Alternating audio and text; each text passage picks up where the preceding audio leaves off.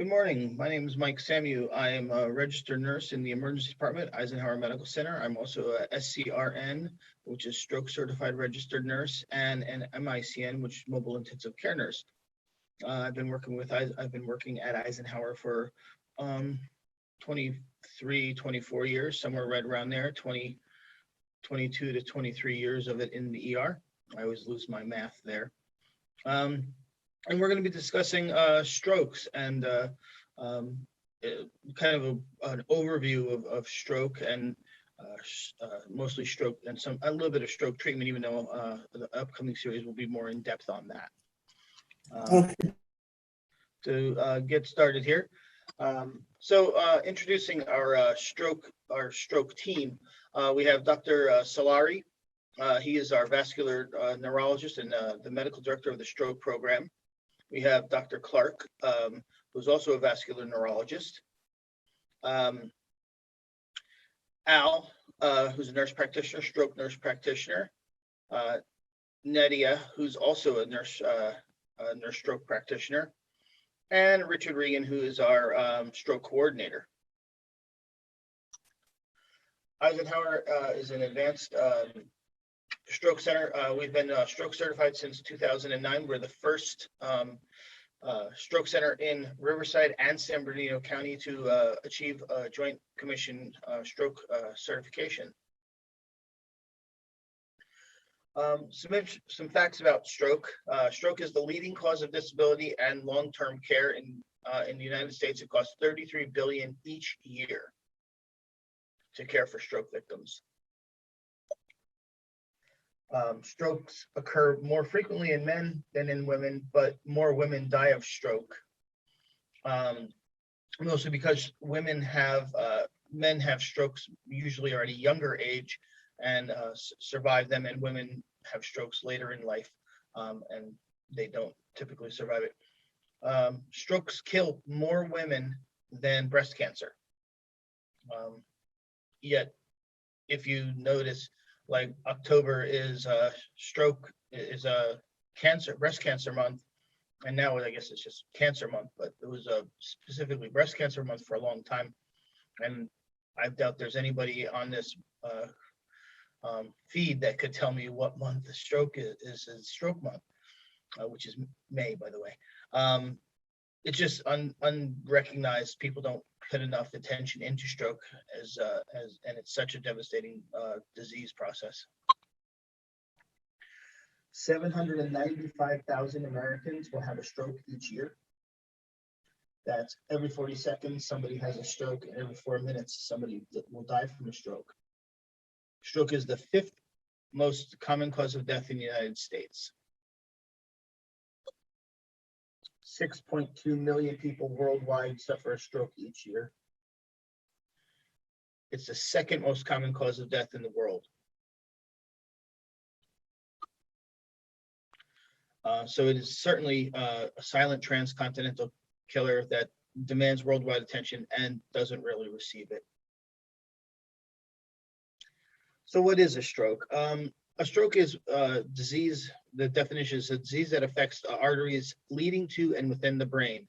A stroke occurs when blood vessels that carry oxygen and nutrients to the brain are either blocked by a clot or they rupture or burst. There are two types of stroke, two basic types of stroke.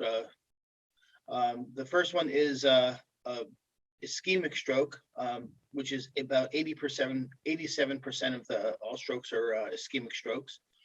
And that's when a clot obstructs the flow of blood to the brain. And the other type of stroke is a hemorrhagic stroke, which is about 13% of the time, which is when a blood vessel inside the brain ruptures, and it also cuts off flow to the rest of the brain. And the blood is actually very damaging to the brain tissue. Ischemic versus hemorrhagic stroke. You'll be able to look at the picture here. Hemorrhagic leaks blood into the brain tissue and causes brain tissue death. Very devastating when that happens. An ischemic stroke is a clot that cuts off the blood supply to the brain leading to brain tissue death as well. The brain doesn't have the ability to store oxygen or nutrients. So as soon as the blood is cut off, the blood flow is cut off to the brain, tissue starts to die very rapidly. Stroke symptoms that are present upon, there's another type of subclassification of it is wake up strokes. Subclassifications, stroke symptoms are present upon waking up. So the last time seen normal is when the patient went to bed. This is very common. We get a lot of stroke in the emergency department. We get a lot of people that are brought into the emergency department, or 911 is called first thing in the morning because the patient either doesn't get out of bed, or when they try to get out of bed, they realize something's wrong and their spouse or family notice something's wrong. It's between 8 and 28% of all strokes are wake-up strokes. There are some reasons for this. They speculate that the reasons is your blood pressure is typically higher in the morning. Most people that have high blood pressure, they take their medications in the morning. So it's been 24 hours or so since they've had their blood pressure medication. So their blood pressure is usually running higher. And they're also more dehydrated, causing a higher viscosity of the blood flow. And so the blood isn't running as smoothly through the body. Now, one of my, it's not really a stroke, but it's a warning sign of a stroke. People will call it mini stroke, is a transient ischemic attack, or a TIA. And you'll often hear people talk about, say, I think my husband, I think my wife, I think my mother or father is having a mini stroke. And that's kind of one of my pet peeves, and a lot of people in the stroke that take care of stroke patients, because it's been often mislabeled as a mini stroke. It's more accurately a warning sign. So, and what a TIA is when you wake up or you suddenly have symptoms of a stroke, which I'll go into shortly, and they go away on their own. Sometimes they can only last minutes, seconds, minutes, or a few hours. It's a warning sign you want to take very seriously, because it means that a full stroke is really on the way, and it could be happening at any time. So you also don't want to, you can't really tell whether or not it's a TIA by its symptomology. People used to say, oh, well, the symptoms are mild, so it's a TIA. But that's not the case. A TIA is, the symptoms and severity are the exact same as a stroke, but are permanent if not treated. So please do not wait to see if they go away on their own. If they go away on their own in 24 hours, it was a TIA. But you don't want to wait, because time is of the essence. What are the symptoms of a stroke? Symptoms of a stroke are sudden numbness or weakness in the face, arm, or leg. Usually almost always on one side of the body or the other. Okay. You rarely have strokes where you'll have, just bilateral arm weakness, or both of your arms are weak, or both of your legs are weak. It's usually my right arm, my right leg is weak, or my left arm or left leg is weak. Sudden confusion, trouble speaking or understanding. Trouble speaking can be where they'll try to say something, they know what's going on, they know something's wrong, they'll try to say something and just gibberish comes out. Or you can have trouble pronouncing words, where you'll be very, very slurred, so you can almost not understand what they're saying.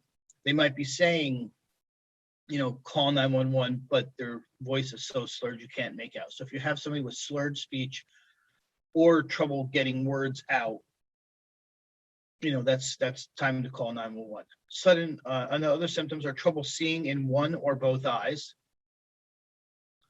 Sudden dizziness or headache. Now, a lot of people have vertigo, or have a history of vertigo, and they'll think dizziness is just their vertigo. The problem is vertigo typically comes on very slowly, where you'll get a little bit dizzy or it gets progressively worse, while a posterior stroke is typically very sudden, where you're perfectly fine and then automatically, boom, you're walking like a drunken sailor. Okay. And then sudden onset headache, usually very, very severe, and it just happens immediately. It doesn't come on gradually or slowly. It's just very bad. And one type of stroke that is a subcategory of the hemorrhagic stroke is called a subarachnoid stroke, and that one has a headache. Is typically headache with neck pain is one of the signs of a subarachnoid bleed or a subarachnoid stroke. Act fast if you see symptoms of a stroke. This is a little picture that shows face is, and we use the acronym ACT FAST. FAST is face, arms, speech, and time. You'll have facial droop, as you can see, weakness in one arm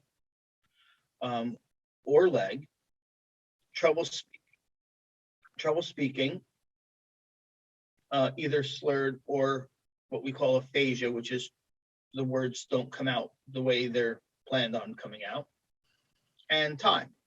And the reason we say time is because time is of the essence. We really need, strokes are emergency. People don't usually wait terribly long for heart attacks.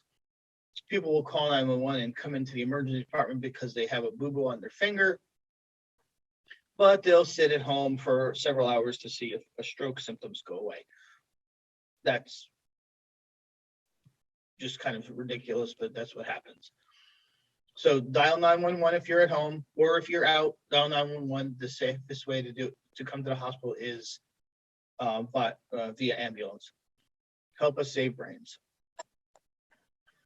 Another acronym is BFAST. Now, I had the opportunity of meeting the stroke coordinator who came up with this acronym of BFAST because it encompasses one of the other types of stroke.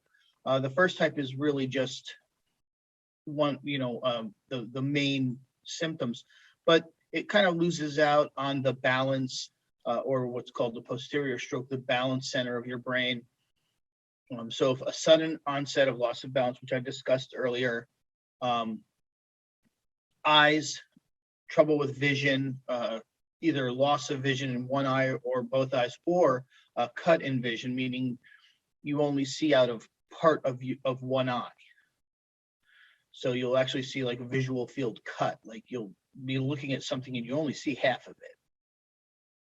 And then back to facial droop, arm weakness, speech, and of course T for time. This is where you all come in. You guys are all the first link of the chain. Okay. You're a big piece of the puzzle.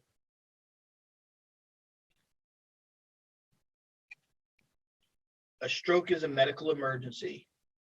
Whenever you see somebody that has stroke symptoms, you'll want to dial 911 immediately and get to the emergency room as soon as you can to be evaluated. Don't wait to see the symptoms go away. Again, a TIA can be a real life-threatening stroke. I've had patients that have been 100% paralyzed on one side of their body, unable to speak. We get them into the emergency department, and within a few, 15, 20 minutes, all their symptoms are completely gone.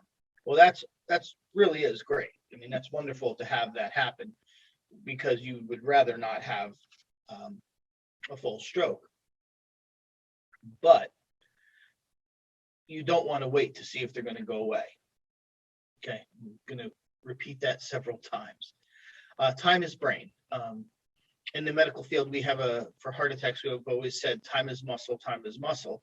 With the longer a heart attack goes on, the more heart tissue dies. Well, the same thing with the brain. Time is brain. 1.9 million neurons die each minute during a stroke. We want to save the penumbra. Time is of the essence. As you can see from this slide, there's a little yellow. It's in the blood vessel, and that's the artist representation of the blood clot. And as you can see, there's a little dead tissue in the brain. And then the area surrounding that is in shock. It's being damaged. It's dying. Okay. The dead tissue, there's nothing anybody can do about. Once it's dead, it's dead. Okay. But the injured tissue, you can bring that back. You can keep that from actually becoming dead tissue if you act fast. The whole idea is to get the patient in for definitive treatment, which is why you want to get them to a stroke center or the closest emergency department. We're very fortunate in this valley because we have Eisenhower is a recognized stroke center. So getting them to us is the best thing. Also, you want to call the ambulance again. I'll reiterate that many times during the stroke because it gets things going a little faster. Stroke progression over time, and this is why I say time is so important. As soon as you notice that somebody has symptoms of a stroke, especially if they're sudden onset or they didn't wake up with it, but even then, you want to get them in as soon as possible. As you can see from this representation, you'll see the area of dead tissue is relatively small. They're still going to have some deficit, but it's still relatively small. The green is what we look, again, the penumbra, that can be saved. Wait longer, an hour, 45 minutes, now that you can see how much larger the dead tissue has become. And then even greater until the entire area of the penumbra is no longer penumbra, it's dead tissue. That's a massive stroke that this person, this representation has had. And if we had caught it in stage 1, you know, it could have been kept to that smaller area. And the body has this wonderful mechanism where it actually rewires around the dead tissue. Well, it goes to, you know, makes sense that if you can rewire around the smaller area of dead tissue, then a huge area of dead tissue. As a matter of fact, the all red one, all of the dead tissue, that's not something somebody recovers from. But how do we stop the progression? And why is time so important to the emergency department? Well, we have some options. And there, we have a drug called TPA. Alteplase is the official real name of it. And TPA, it breaks up the blood clot causing the stroke, as long as it's an ischemic stroke. You certainly don't want to give it during a bleeding stroke. And that opens up the blood vessels and gives the blood flow back to the brain and saves the damaged tissue. It's not going to stop the death of the tissue that's already dead, but it is going to save the penumbra. Okay. Why is it so important to get the patient in? Well, TPA can only really be used within the first 3 to 4.5 hours. 3 hours is the cutoff for a lot of patients, and some patients may be able to get it up to 4.5 hours. But if you wake up with the stroke symptoms, or you don't know when the time started, the last time was seen normal, bring them in anyway, because time is still of the essence. We can still do something some of the time. We do what's called a thrombectomy. So instead of them getting a TPA, they would actually go to the cath lab. And we're very, very fortunate at Eisenhower where we have 2 interventional radiologists that perform this very specialized procedure where they thread a catheter up into the brain and they will actually take the blood clot out manually. Just like for heart attacks. And this is a representation of that. This is a scan of what a blood vessel might look like. As you can see, there's narrowing of the blood vessel, no blood flow in the second footage, and then as the thrombectomy goes in, they take the blood clot out, and in slide D, you'll see that it has full blood flow again. It's very miraculous when you actually see it. I've actually been in the cath lab to watch this happen, where a person was completely paralyzed on one side, and we brought him up to the cath lab. They went up into the brain and they took the clot out, and immediately the person who was paralyzed on the right side of their right hand was completely paralyzed. They couldn't move it at all. Reached up with the right hand and scratched their nose. It was a pretty great experience. This person went home in 2 days with no deficits. So we have some very important information we need in the emergency department if you bring somebody in or you call 911 that is desperate for us to have. The most important question you can answer for us is, when you suspect a stroke, is what was the last time seen normal? Now, this is a very difficult question for people to answer because they always want to say about an hour ago, or I saw them, they looked fine an hour ago. But we really have to narrow down when was the last time they were seen with no symptoms. And an example of that is if you're sitting down having lunch with somebody and they're perfectly fine, and then all of a sudden they slump to one side or they're unable to speak, it's very easy for you to say, okay, look at my watch, it's 12 o'clock noon. You call 911. When did this happen? 12 noon. He was perfectly normal at 11:59, and at 12 o'clock they had these symptoms. It's a little more difficult when people will not know exactly when. So there's a gap of when you last saw the person to when the symptoms started. An example is, this happens frequently, especially out here in the Valley. Somebody will go to the grocery store and their spouse is fine. They're talking to them. They had coffee with them. Go to the grocery store, come back, go out, play golf, come back, and now they have stroke symptoms. Well, when did you notice? The question is, the paramedics will often say, well, when did you notice the symptoms? Well, they look at their clock and say, well, I got home at 11 o'clock and they had these symptoms. Well, but when was the last time you saw them without symptoms? Well, I was gone for an hour, so last time I saw them was 10. So that's the time we need to know, because that's the time we have to go by of the last time seen normal.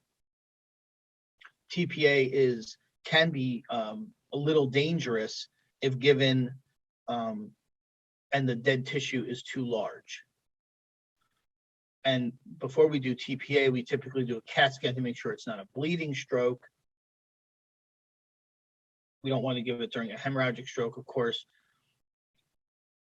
But during an ischemic stroke, as long as there's no bleeding and we know the time is less than 3 hours and they meet all the other criteria, then we just give it. We don't necessarily do an MRI to see where the damage is being done. And the reason for that is MRIs take approximately 45 minutes to an hour to accomplish. And that's just more time brain tissue dies. So we'll typically start the TPA as long as we know that it's happened, that the last time seen normal was within 3 hours.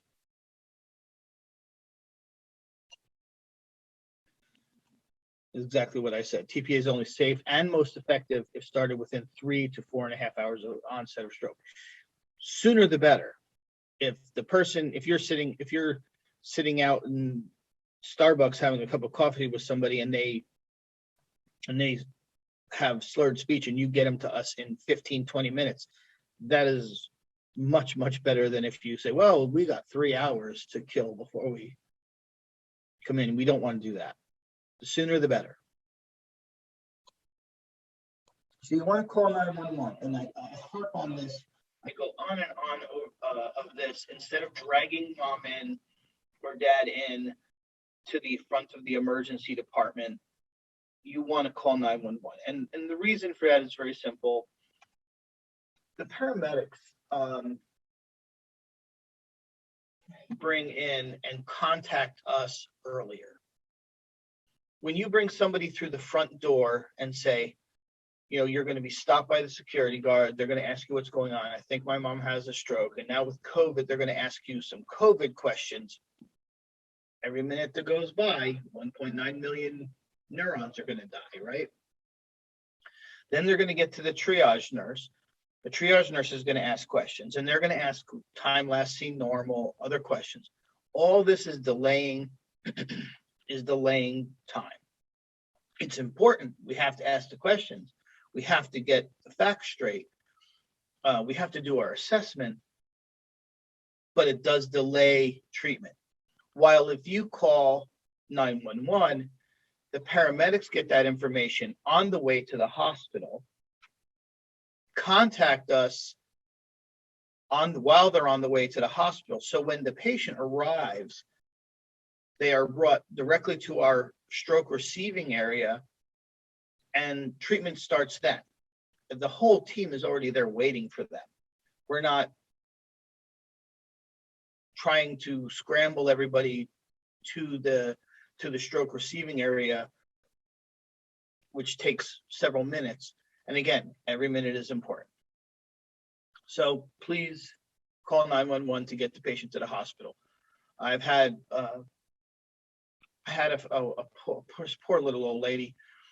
Her daughter noticed that her mother was having stroke symptoms suddenly, and instead of calling 911, she carried her out to the car. When I say carry, I meant drug. And 90-something-year-old women usually have very thin skin, and so she had skin tears because her daughter drug her along the driveway, not trying to hurt her, obviously, but struggling to get her mother, who couldn't walk, to the car, and then brought her to the hospital. Well, then we gave her TPA. Well, all those wounds on her legs bled very badly. She did well. I mean, neurologically, but it was quite a messy scene, and it really delayed a lot of the care because we had to contend with now these skin tears all up and down their legs, while the paramedics can put you on a gurney and carry you in very easily. But the most important thing is to save time, just saving time and getting treatment started. They'll have an IV, 1 or 2 IVs ready for us already before they even walk through the door or get carried through the door in a gurney. Follow the ambulance, maybe not tailgate quite so closely to the ambulance like in this picture, but please follow the ambulance to the hospital because we have questions for you. And when you come through the front door of the ER, tell them the paramedics just brought in my mother, father, husband, sister, cousin that's having a stroke, and that will expedite getting you back to us so we can ask questions, because we have questions. We're going to re-ask again, when was the time last seen normal, what medications they're on, any allergies they might have, and a medical history, which is all very important.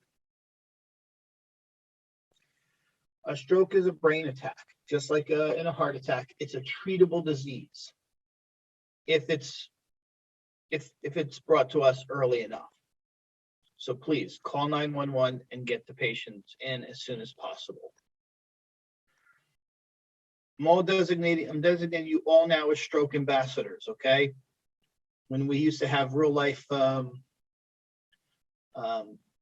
classes, I would give out magnets and pins that would have, save brains on it. And you're now a designated stroke ambassador. So you can get the message out. You want to share this information with as many people as you can.